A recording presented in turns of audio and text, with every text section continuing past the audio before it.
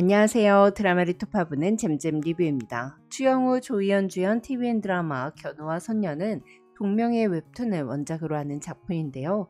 이 영상은 원작 웹툰의 줄거리를 결말까지 담고 있으며 죽을 운명의 남주가 어떻게 운명을 벗어나는지, 여주와 남주가 숨기고 있는 비밀의 정체는 무엇인지 모두 알려드리니 스포가 싫으신 분들은 시청에 유의해주세요. 그럼 바로 시작합니다. 박성환은 낮에는 평범한 여고생으로 저녁에는 아주 용한 무당인 천지선녀로 5년째 이중생활을 해왔습니다. 그러던 어느 날 완벽하게 성화의 취향인 미모의 백연우가 법당 안으로 거꾸로 걸어서 들어오는데요. 죽음이 가까워진 사람은 무당 눈에 거꾸로 보였거든요. 견우는 어릴 적부터 유난히 사건 사고가 끊이질 않았는데 나이가 들수록 더해져 이젠 맘 놓고 외출도 못하는 지경까지 이르렀습니다. 이에 견우의 어머니는 전 재산을 바쳐 용하다는 점집은 모두 찾아다녔지만 변하는 건 없었어요. 그래서 무당을 사기꾼이라 생각했던 백연우는 성화에게 남 등 쳐먹으면서 쉽게 돈 벌어먹고 살면 좋냐고 막말을 하고는 법당을 나갑니다. 그런데 다음날 견우가 성환의 반으로 전학을 오죠. 견우는 피리 부는 사나이처럼 움직이기만 하면 학교 곳곳에 박혀있는 잡기란 잡기들을 싹 다 끌어모을 정도로 애군이 나빴습니다. 첫눈에 견우한테 반한 성환은 곧 죽을 운명의 견우가 마침 우리 동네로 이사 온 건 천지선녀가 견우를 구할 운명이기 때문이라고 생각합니다. 하지만 곁에 사람이 다가오는 걸 싫어하는 백연우는 사포처럼 까칠하게 성화를 밀어냈는데요. 하지만 성화는 견우를 살리기 위해 몰래 부적을 써서 가방에 넣어놓고 거머리처럼 그의 곁에 착 달라붙어서 잡기들을 내쫓죠. 사실 견우는 전학을 5번이나 했어요. 태어났을 때부터 운이 없는 아이였던 견우는 기억도 나지 않는 어린 시절부터 계속 다쳤습니다. 그러다 어느 날부터인가 그 불운들이 주변 사람들에게까지 뻗쳐나가기 시작했죠. 사람들은 견우랑 있으면 같이 재수가 없어진다고 수군거리며 피했고 견우는 재수없는 새끼가 되어서 지금까지 이곳저곳을 도망치며 살아왔어요. 그러다가 직전 학교에서 자신에게 처음으로 다가와줬던 친구가 교통사고를 당해 크게 다치는데요. 견우는 자신에게 일어나는 온갖 불행보다 자신으로 인해서 주위 사람들이 다치는 게 더 견디기 힘들었습니다. 그래서 싸가지가 바가지인 척하며 사람들에게 냉정하게 대해왔던 거였죠. 그러나 성화는 견우의 핍박에도 기죽지 않고 불운에도 놀라지 않고 무시해도 태연자약하며 견우의 옆에 계속 붙어 있었습니다. 견우는 성화를 만난 이후부터 정말 오랜만에 아무 일도 없이 하루하루를 보내기 시작했고 태어나서 처음으로 평범해졌다는 느낌을 받습니다. 이에 견우는 성화에게 지금까지 싹퉁바가지로 행동해왔던 것을 사과하고 둘은 친구가 되죠. 그런데 성화가 곧 죽을 견우의 운명을 틀어놓기 시작하자 견우를 피해간 애군들이 성화에게 조금씩 쌓이면서 애군들을 맞은 성화는 한계에 부딪히고 그 틈을 타 견우가 교통사고를 당해 의식을 차리지 못하게 됩니다.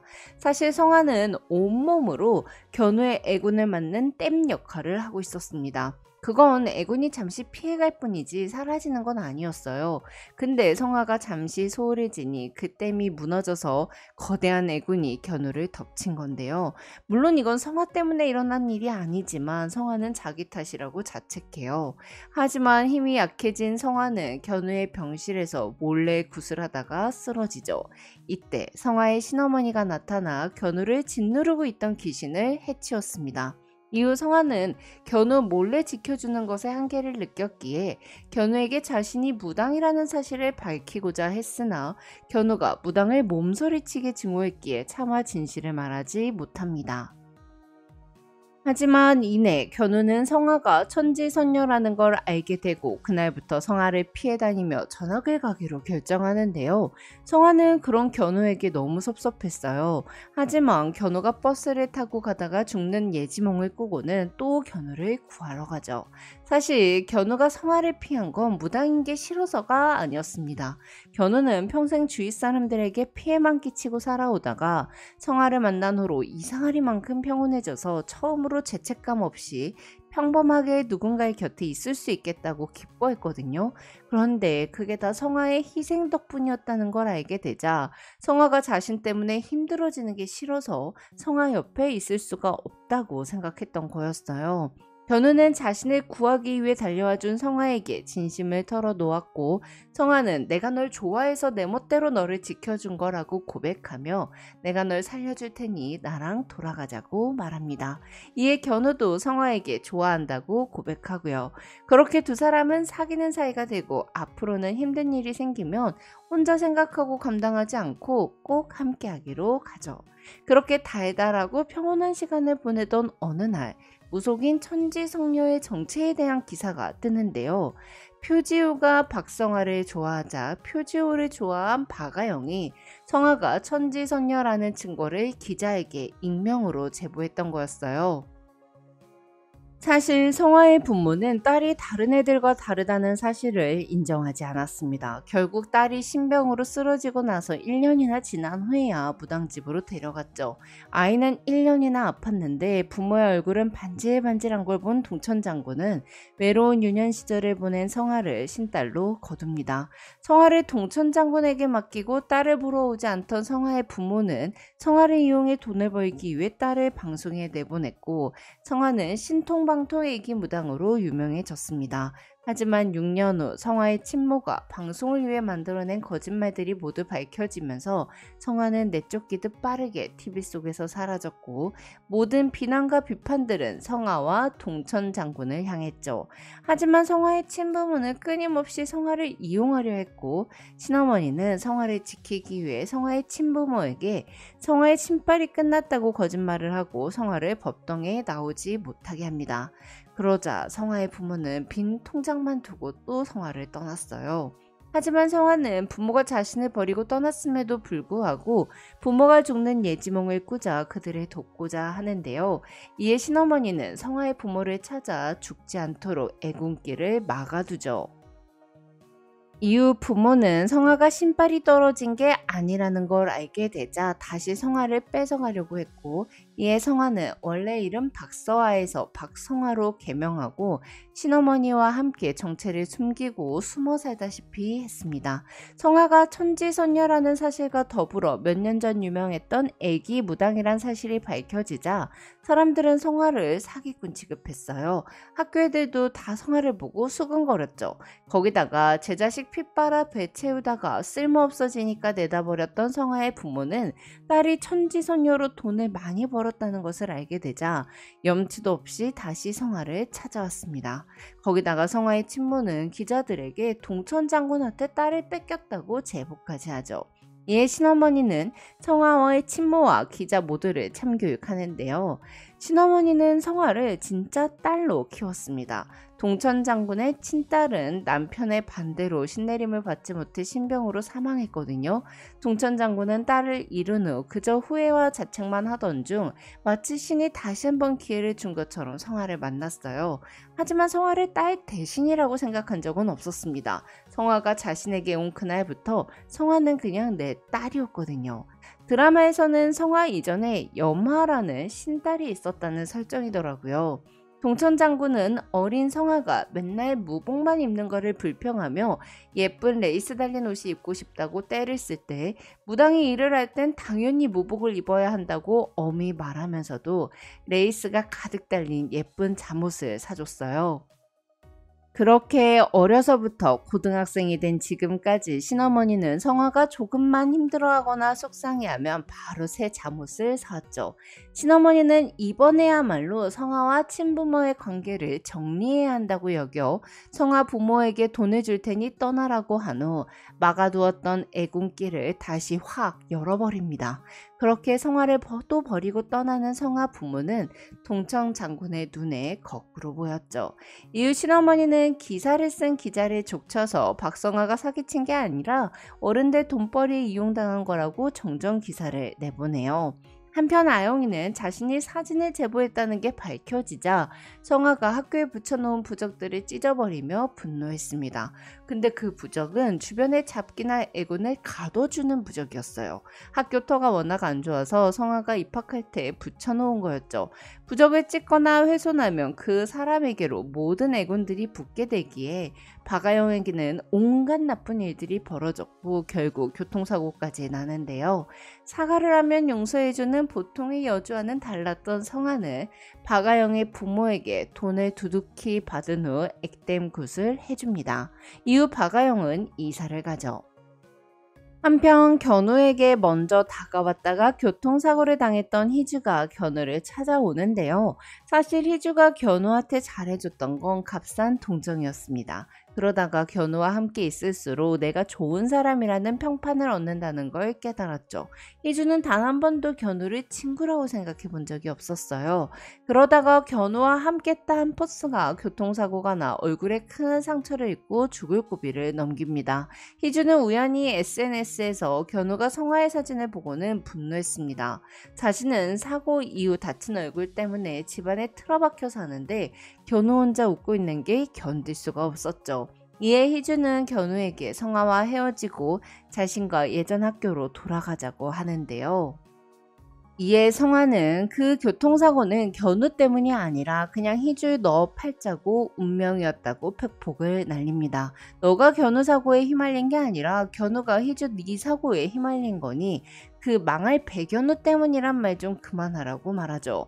그렇게 참교육받은 희주가 사라진 후 성화와 견우는 고3이 되었고 견우는 성화가 만들어준 반지 덕분에 애군을 피하며 평온한 하루하루를 살아가요. 부적이나 이런 것들이 믿는 만큼 효력이 좋은 건데 견우가 성화를 완전히 믿으니 목 애군이 견우를 덮칠 일이 없었죠. 그런데 성화가 모시는 신이 꿈에 나타나 견우와 나중 선택하라며 견우를 구하는 것을 그만두라고 하는데요. 15년 전 신은 부모에게 학대당하는 성화가 왠지 모르겠지만 눈에 들어왔습니다. 그리고는 동천 장군을 찾아가 곧 귀인이 올 것이니 기임하지하라고 지시했죠. 신은 고작 애군 덩어리에 걸림돌밖에 되지 않는 견우가 성화 옆에 있는 게 마음에 들지 않았어요. 신은 그런 하찮은 것 때문에 내가 선택한 귀한 아이가 피해를 보는 걸 용납하지 못한다며 견우를 멀리한다면 적어도 내 손으로 명을 끊지는 않겠다고 통보합니다. 하지만 성화는 견우를 포기할 수 없다고 답하는데요. 그 순간 성화가 만든 견우를 지켜주는 반지가 녹이 슬어버리고 견우는 크게 다치죠. 이대로라면 본래 견우가 받아야 할 애군이며 운명이었던 것들이 견우를 덮칠 것이었기에 성화는 신어머니에게 견우를 살릴 수 있도록 도와달라고 애원하는데요. 이 신어머니는 타고난 것은 바꿀 수 없기에 돌아가더라도 결국엔 제 길을 가게 되니 아예 명을 끊어놔야 끝이 난다고 말합니다. 이에 성화는 견우가 요단강을 건너기 전 데려오는 방법으로 견우를 살리고자 하는데요. 근데 이렇게 하려면 성화도 죽어야 했기에 견우는 격렬하게 신어머니의 방법을 반대했습니다. 만약 잘못돼서 성화가 진짜로 죽게 된다면 죄책감에 견딜 수 없을 테니까 말이죠. 성화의 생명력을 빼앗아 자신의 삶 전체를 성화에게 떠맡긴 자신이 너무 뻔뻔하고 가증스럽게 느껴졌어요. 하지만 견우의 반대와 상관없이 성화의 결심은 확고했습니다. 성화는 견우 몰래 모든 일을 준비한 후 견우의 뒤통수를 가격해 기절하게 만든 후 수의를 입고 명을 끊는 의식을 진행합니다. 의식 너머 요단강 앞에서 성화가 견우를 찾고 있을 때 죽을 상을 한 신이 나타나 수의를 입은 성희를 보며 왜 너가 그걸 입고 있냐고 말하며 눈물을 흘리는데요. 그리고는 제 목숨까지 내버리겠다는 것을 내가 무슨 수로 막냐며 내가 졌다고 선언하죠. 사실 동천 장군은 신이랑 내기를 했었습니다. 신은 견우에 대한 성화의 감정이 하찮다고 생각했어요. 하지만 동천 장군은 성화라면 견우를 위해 요단강도 거뜬히 건널 거라며 성화가 견우를 위해 어디까지 할 수 있는지 내기를 하자고 제안했죠. 이에 신은 제 아무리 천지선녀라도 막상 저승 문턱 앞에 서면 도망치기 바쁠 거라고 생각하며 내기를 받아들였는데요.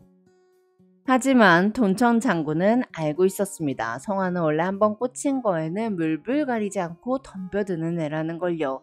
신이 포기한 순간 성화는 요단강 앞에 서 있는 견우를 찾아 이승으로 데리고 돌아옵니다. 그렇게 본래 견우가 받아야 할 애군이며 운명이었던 것들은 끝이 났고 견우는 더 이상 운 없는 삶을 살지 않게 됐습니다. 한편 성화가 어렸을 때 처음으로 돕고 싶다고 생각했던 사람은 견우였는데요.